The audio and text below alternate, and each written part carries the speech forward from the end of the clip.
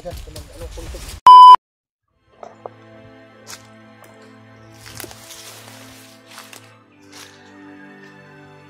Daming ligaw na manok dito. Kailangan muna natin magpahinga. Yung bundok na yan, dyan tayo dadaan mamaya. Yung medyo masukal nga lang. Mamayang gabi dyan tayo dadaan. Papunta doon, paikot doon. Sa likod dyan. May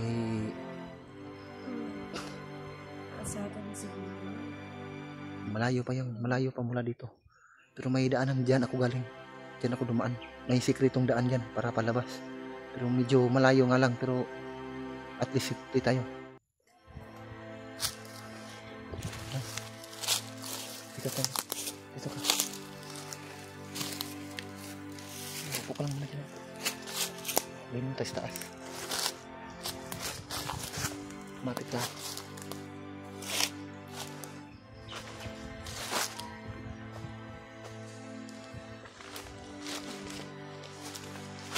Dandahan lang. Dandahan.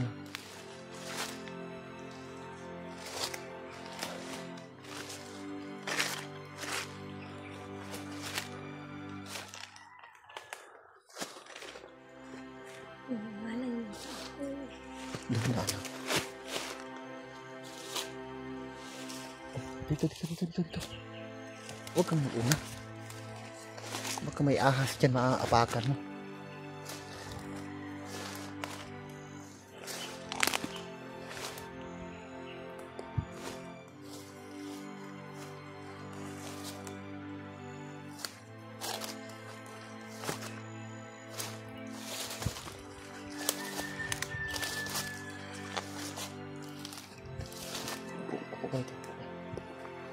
Upo ka dyan.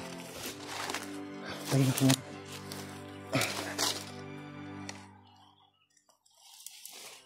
Upo ka dyan.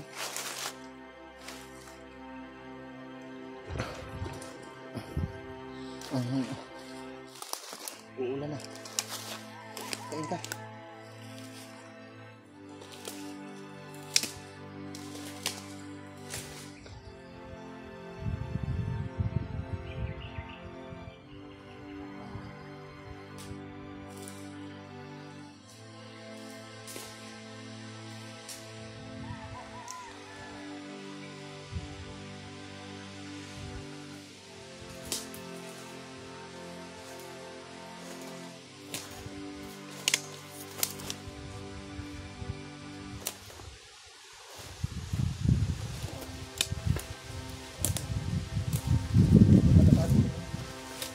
Ada mo dito na talo na. Diyan ka lang.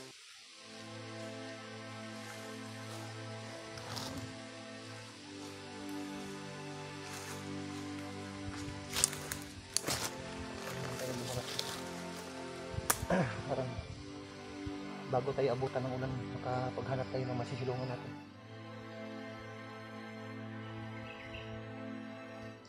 Kailangan ko munang relax yung asawa ko mo para makapagpahinga. Pagod siya sa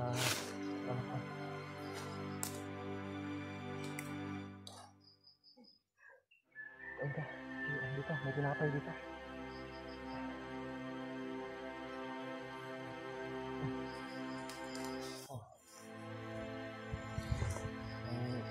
Natira pa akong tinapay.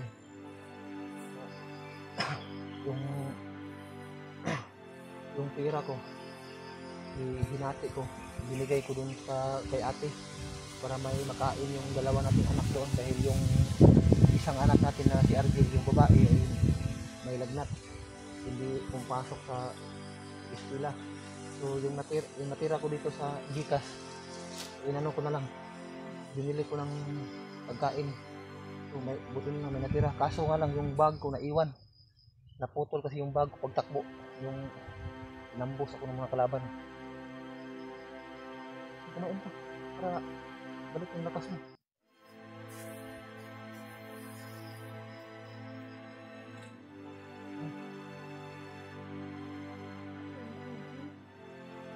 Huwag mong isipin yan.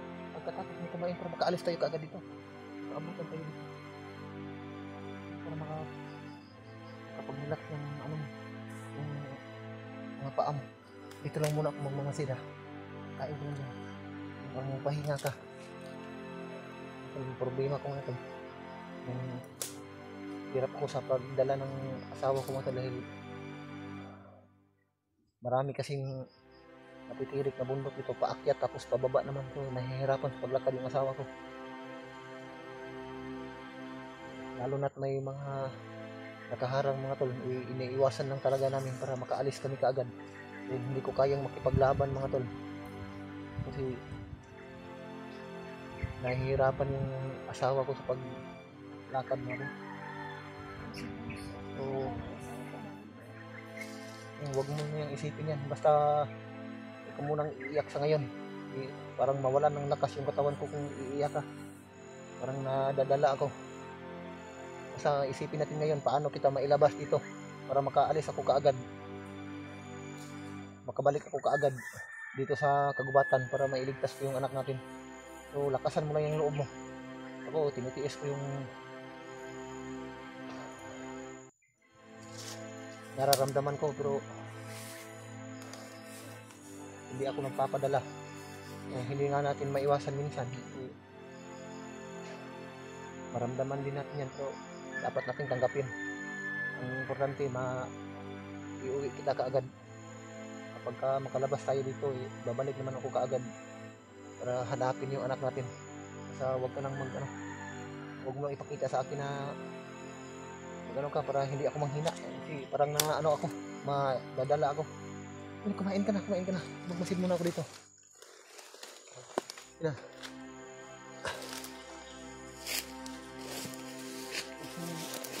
Pinapay, hawakan mo.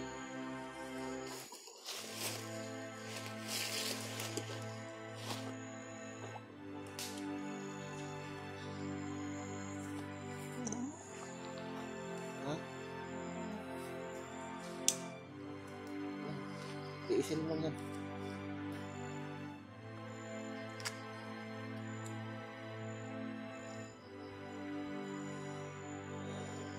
Sakit yung tiyan.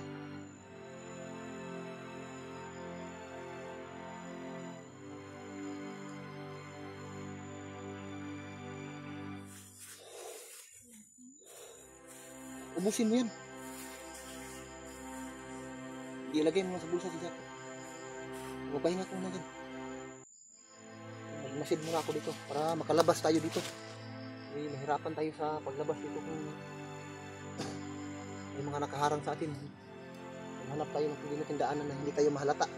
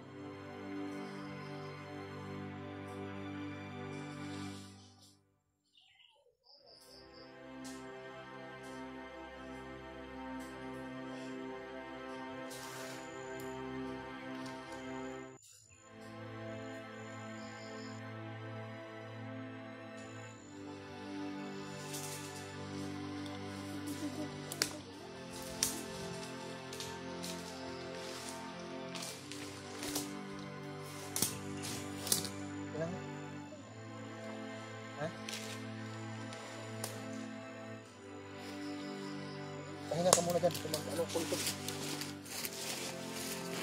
Kailangan kong i-clear yung paligid para maghanap ako ng pwede natin madaanan. Dito lang ako sa malapit sa'yo. Basta huwag ka lang tatayo dyan. Kapag may mga marinig kang tinig ng mga sumisigaw, mga bandido, huwag ka lang gumalaw dyan.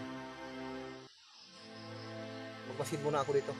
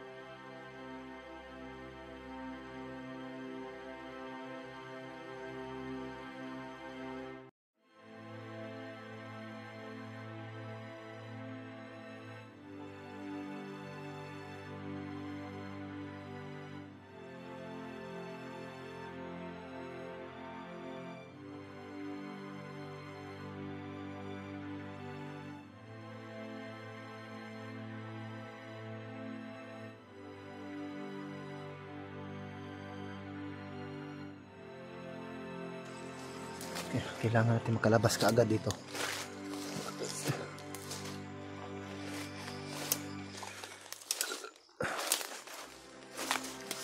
Baka makita tayo dito mamayang gabi.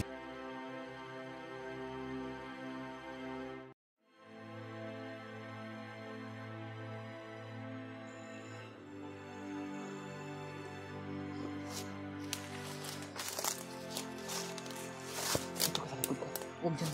Dito sa likod. Huwag dito. Baka may sniper. Una ka matamaan. Dito ka lang sa likod. Sa likod ka lang. Sa likod ka lang.